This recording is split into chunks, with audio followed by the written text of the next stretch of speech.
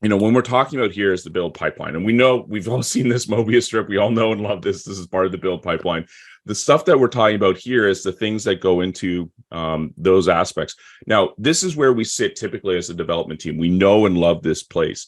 Where Octopus sits relative to that is shortly thereafter. After you've gotten out of the build pipeline, you have an artifact or a package, then you're ready for deploy, which is what is demonstrated in the next slide. The way that we view the world relative to this is coders code, it goes into source control, stuff happens, and then a package comes out of it. The packages is what we ultimately care about, and that's what you go to deploy with Octopus. So if you take nothing away from this, ultimately what Octopus is doing is a bunch of stuff around packages, which is why we harness on it.